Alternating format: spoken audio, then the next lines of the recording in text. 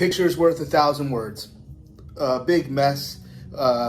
This is a tendon that's pathological. This is a good tendon. This is the myotendinous junction. Distal, this is peripheral. All these X's are trigger points, respecting that an allegedly compromised tendon. Well, how can that break when it's a major league pitcher throwing 98 miles per hour? Well, force equals mass times acceleration, meaning there could be a significant neural component. Basically, when you get information, even if it's on imaging, it's very, very difficult to pinpoint any one strategy. Good news, if it is a tendon, in this case the subscapularis, I think it can't, even if you treat only the tendon to improve density and stiffness of the tendon in a proper fashion where there is pathology, then you might be able to create a solution. Because the biggest thing that this environment is linked to is this is what broke. We actually don't know much else. We know performance and we know what broke. What we don't know is all the other contributors, both above and below the subscapularis. We do know that this individual had Tommy John surgery. We do know that this individual has limited elbow extension. But and we should know that their performance is very typical of very, very stiff, ideally stiff tendons. But clearly, if there are issues at the elbow, if there are issues above and below, thoracic, cervical, things that could be contributing to some degree of inefficiency, remember, inefficient doesn't mean unsuccessful.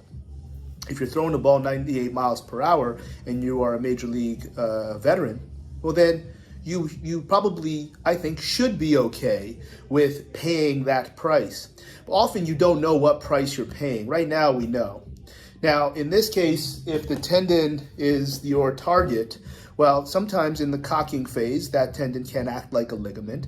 So if somehow the A in force equals mass times acceleration is so aggressive and their mobility is so solid, meaning mobility but not control, where that tendon is at maximum stretch, meaning it's only the tendon that you have left to create stabilization at the shoulder.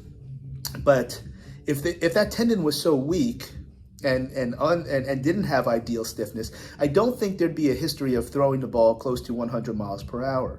So I wonder if in this situation, when you learn what you don't know, or what I'm not sharing because I don't know it, if you start to unwrap and unravel those things, you may find that whatever pathology of the tendon really isn't the primary problem. And I think that's very, very common, where everything looks and smells like a tendon issue. And it's not that the tendon isn't compromised. It's not that there isn't anything that shows up on imaging that's valid and correct, but it's other things. So in this case, I would just say, why don't we drop a needle in the subscapularis? Maybe we use some heavy fingers and just try to create a temporary change in the function, and that there's no expectation that tissue would remain in that level, because you're really just breaking up capillaries and increasing blood flow, to create a decrease in resting tension and a decrease in spontaneous electrical activity, and then all of a sudden retest the tendon. I think that's where this would start to unravel. But the question really would also be, well, if somebody has a stiff tendon, well, why would it break? That's a very interesting question, and I believe we answered it earlier, where it didn't really act like a tendon when you're in that cocking phase, where you have significant external rotation, but probably not a lot of ideal muscle action because it's on such insufficiency. Because usually you would see that the muscle would break. You see this, and we talked about this if you go back to the video where we used the sled, we used the rubber band, and then we used TRX cords, and then I'm the muscle, where we try to explain like why do explosive athletes typically have muscle injuries but not tendon injuries, primarily in males. So the difference between male and female is because of the estrogen usually creates an elasticity through the contractile elements. So those muscles don't tear, but the ligaments obviously do. So usually you'll see the tendon, because they're so fast and so explosive, the only way to be fast and explosive is to have a stiff tendon. In addition, the only way is to have all of that neural drive to create rate of force development. You don't need to be very, very strong. We've shown that this has been proven time and time again.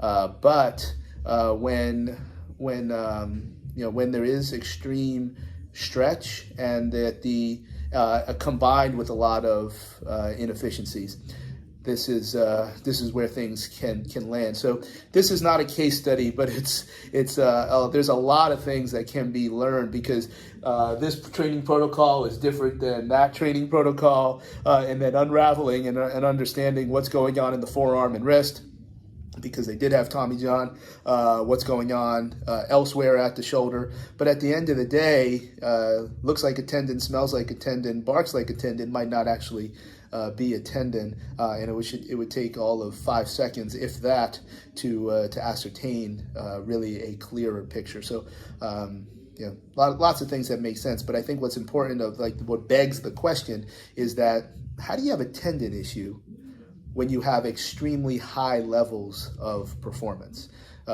It can be, like I said, it can be the efficiency / economy piece.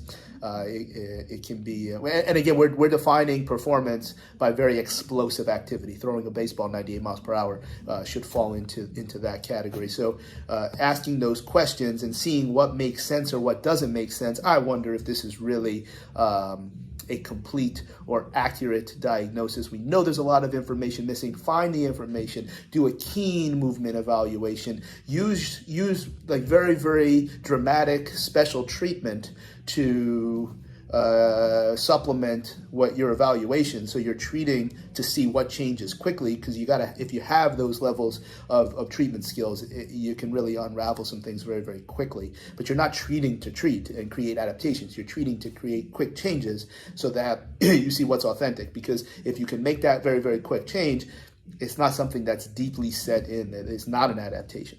So and they haven't adapted. So very interesting things. I don't think this lands with a tendon solution. But if you do shut them down, which it sounds like they are going to shut this fellow down, then the tendon would just treating the tendon in isolate might be of value, because we learned that as well. How do you know where this threshold is? So now you know that their threshold lives in the subscapularis, and you know that you already have it. So now it happened. Let's create this tendon into that tendon by some very, very effective connective tissue strengthening, not necessarily muscle strengthening. I think that would all unravel that. And I don't know how much of this would actually help you should you find yourself in the Crichton section of Mobile, Alabama. But if it did, and you look up under a tree and see a leprechaun, say yeah.